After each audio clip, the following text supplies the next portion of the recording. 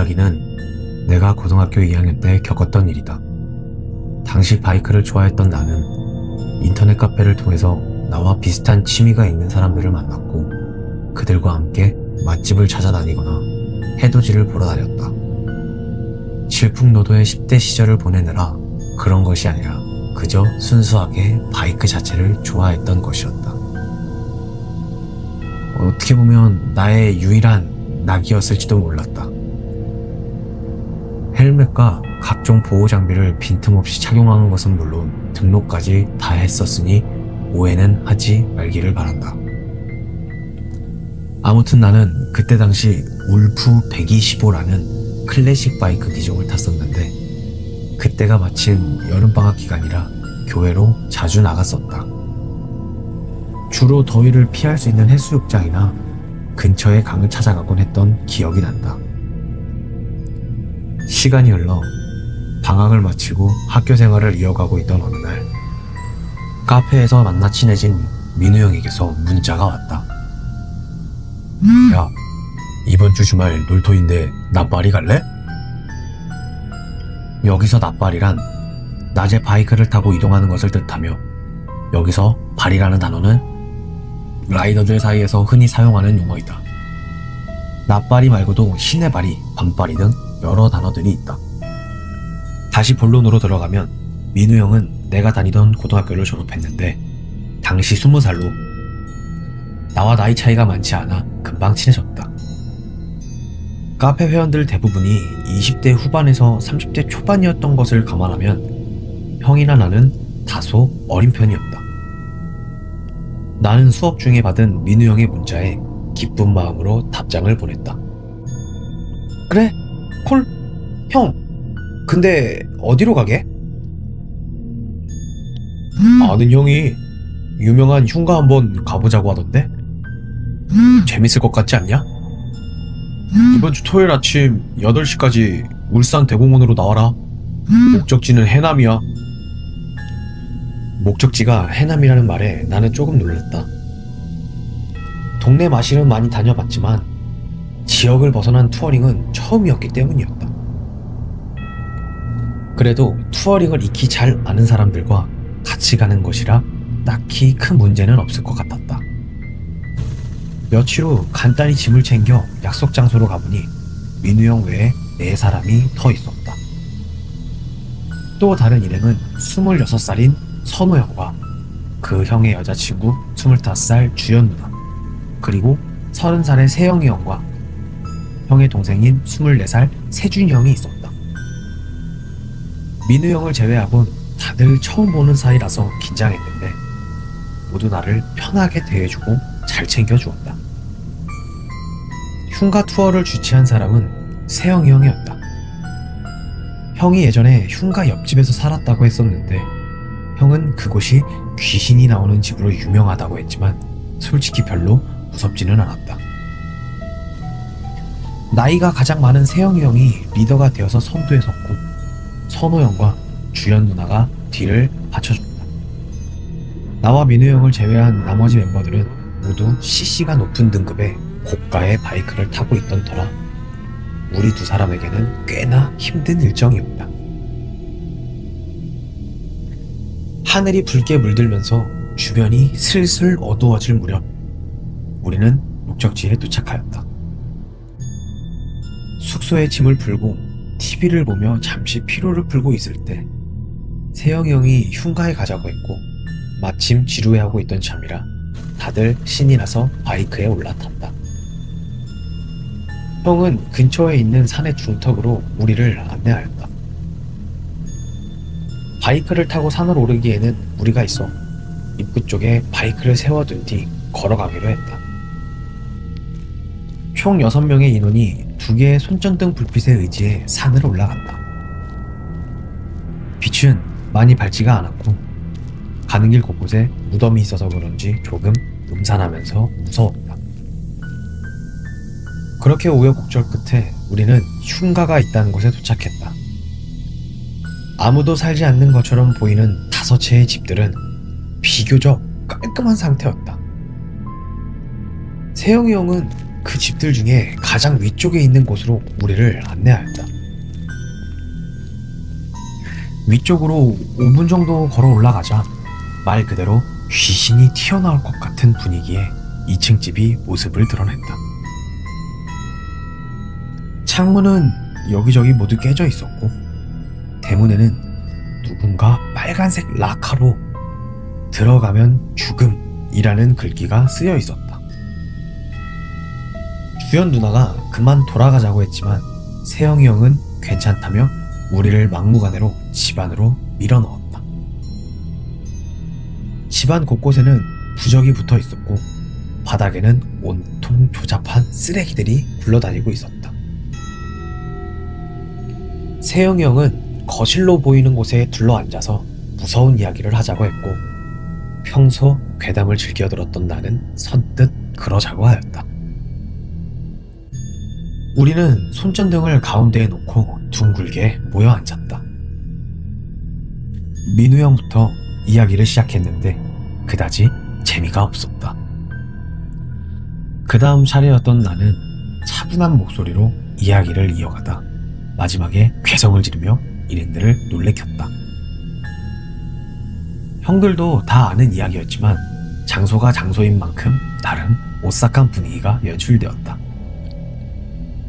내 이야기에 많이 놀랐는지 주연 누나가 울음을 터뜨려 버렸다.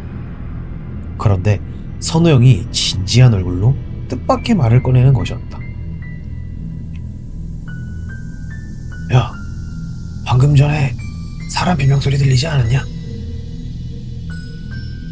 주연 누나 목소리 아니었어요? 야, 우리가 사귄 지가 몇 년인데 내가 내 여친 목소리도 모르겠냐? 분명히 다른 사람 목소리였다니까. 그 말에 괜히 등골이 오싹해진 나는 세영이 형에게 그만 돌아가자고 하였다. 하지만 형은 웃으면서 모두 겁에 질려 착각을 한 것이라고 넘겨버렸다. 잠시 정적이 흐른 후에 또다시 이야기가 시작되었다. 그리고 다음 차례는 세영이 형의 동생 세준이 형이었다. 형은 목소리를 가다듬더니 침착하게 이야기를 시작하였다. 잘 들어봐. 옛날 어느 마을에 딸을 가진 부부가 살았어. 그 딸에게는 지적장애가 있었지. 워낙 옛날이라 제대로 된 치료나 관리가 되지 않았지. 그런데 언제부터인가 이 딸이 자기 손에 잡히는 동물은 뭐가 됐던 간에 닥치는 대로 목을 졸라서 죽이는 거야. 이걸 보다 못한 부부는 딸을 집안에 가두다시피 하면서 밖으로 나가지 못하도록 했대. 그러다가 하루는 마을에 사는 어떤 꼬마가 목이 졸려서 죽었는데 목격자가 범인으로 지목한 사람이 바로 그 부부의 딸이었어. 피해 아동의 부모는 화를 참지 못해서 부부의 집에 불을 질렀고 세 가족은 안타깝게도 전부 목숨을 잃고 말았지. 그런데 알고 보니까 범인이 바로 그 목격자였던 거야. 피해 아동 부모와 마을 사람들은 죄를 뉘우치기 위해 세 가족을 위한 제사를 지냈는데 때는 이미 늦어버렸던 거야. 얼마 후에 피해 아동의 부모들이 목이 졸려 죽은 채로 산속에서 발견됐거든. 그 후로 사람이 계속 죽어나갔고 실제로 귀신을 봤다는 말까지 나오기까지 했으니까 주민들이 하나둘 그곳을 떠나게 되었지. 그리고 마을은 폐허가 되고 말았어. 그런데 있잖아, 그 세 가족이 살았던 집이 바로 여기야. 그런 세준이 형의 이야기가 끝나자마자 알 수 없는 한기가 느껴졌다. 모두 나와 같은 느낌을 받았는지 아무런 말이 없었고 우리는 숙소로 돌아가기 위해 자리에서 일어났다. 그 순간 픽 하는 소리와 함께 가운데에 놓여있던 두 개의 전등이 갑자기 모두 꺼져버렸다.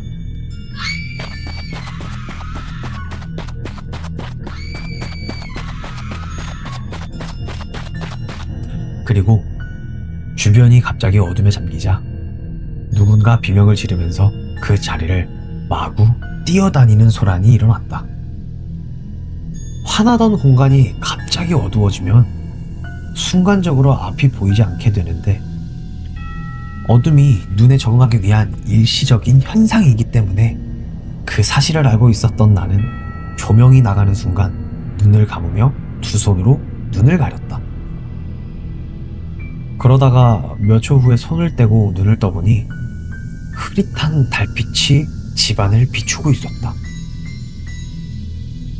집 안의 대략적인 구조와 일행들의 위치가 차례대로 눈에 들어왔는데, 일행들 모두 그 자리에 앉아서 조명이 나간 손전등을 쳐다보고 있었다.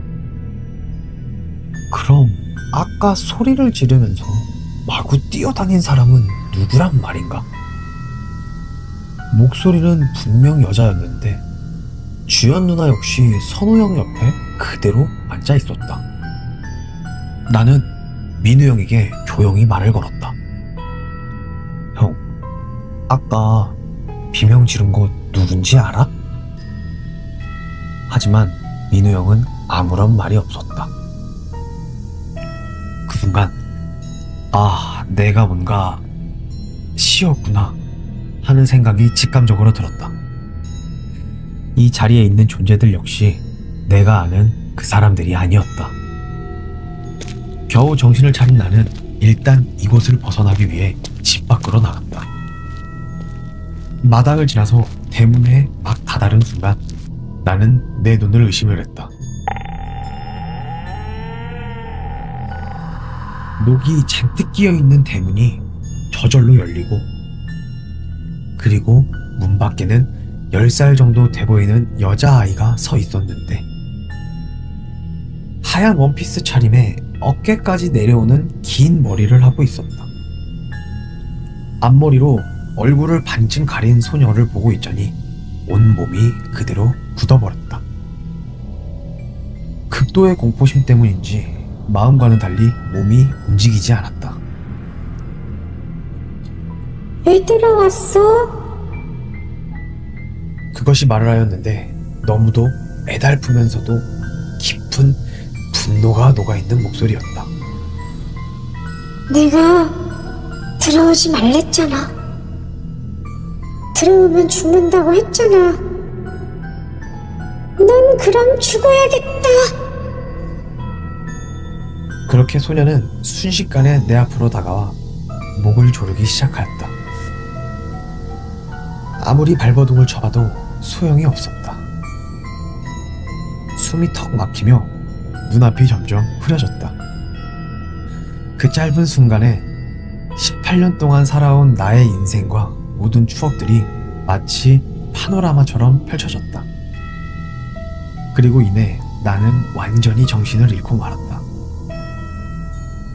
얼마나 지났을까? 눈을 떠보니 산의 능선으로 햇빛이 조금씩 비치고 있었다.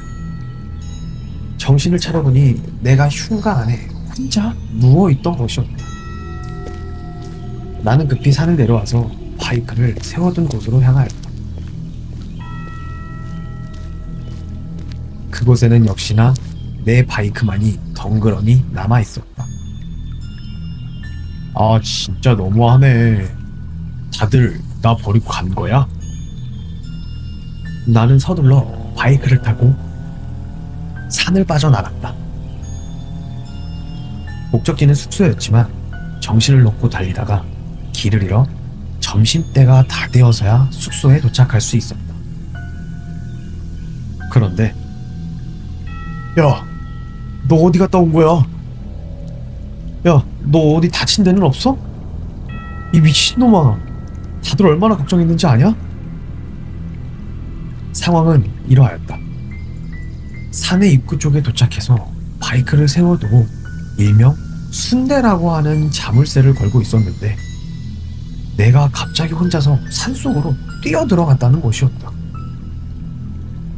형들은 처음에 내가 장난치는 줄 알고 기다렸는데 아무리 기다려도 내가 돌아오지 않자 나를 찾아 나섰다고 했다. 하지만 어두운 밤에 불빛 하나 없는 산중에서 사람을 찾기란 사실상 불가능하였다. 아침이 되어서야 숙소로 돌아온 일행들은 발을 동동 구르다가 결국 경찰에 신고를 했는데 얼마 지나지 않아 내가 태연하게 숙소로 왔다는 것이었다. 그럼 세영이 형이 말한 흉가는요? 나 계속 거기 있었다고요. 다 같이 2층 집안에 앉아서 무서운 이야기하고 그랬잖아요. 혹시나 해서 흉가를 찾아보긴 했는데 아무도 없었어. 우리는 밤새 산속을 헤매고 지금 숙소로 온 거라니까. 그럼 나는 밤새도록 어디에 있었단 말인가? 형들은 경찰에 신고한 것을 취소했고 이미 지나간 일이니 빨리 잊어버리라며 나를 달래주었다. 그 후로도 종종 형들과 연락을 하고 지내지만 가급적 그때의 일은 입 밖으로 꺼내지 않았다. 아직도 가끔 도로 위를 달리는 바이크를 보면 문득 그때의 일이 떠올랐다. 그 일은 여전히 아주 무섭고 오싹하면서도 조금은 색다른 경험담으로 내 기억 속에 남아있었다. 그날 이후 나는 계속 의문을 가졌다. 내가 본 것이 정말 꿈이었을까? 아니면 현실일까? 그러던 어느 날 뉴스 화면이 내 눈길을 끌었다. 최근 한 산속 폐가에서 하얀색 원피스를 입은 소녀를 보았다는 제보가 쏟아지고 있습니다. 그 여자아이를 본 사람은 하나같이 같은 증언을 하였다고 전해 들었는데요. 그 외에 특이사항은 발견되지 않았다고 합니다. 뉴스에서 흘러나온 목격자들의 진술 내용은 딱 한 사람의 마지막 결말만 다르고 과정은 전부 내가 겪은 내용과 100% 일치하였다. 마지막 결말이 달랐던 그 사람은 본인 당사자의 진술이 아닌 그 사람의 주변 지인이었다. 지인이 증언한 내용으로는 그 사람이 처음 그곳에 방문하였을 때 똑같은 상황을 겪었고 그 상황을 지인에게 이야기해 준 것이라고 하였다. 그것이 궁금해져 다시 방문해 볼 거라는 말만 남긴 채 그는 돌아오지 않고 있다고 하였다. 그때 나는 알 수 있었다. 아무래도 처음 방문했던 우리에게는 그저 경고 차원으로 겁만 준 것이었고 그걸 파헤쳐 보려 그곳으로 다시 돌아간 사람은 그 소녀의 경고를 무시한 대가로 어디론가 사라져 버린다는 것이다.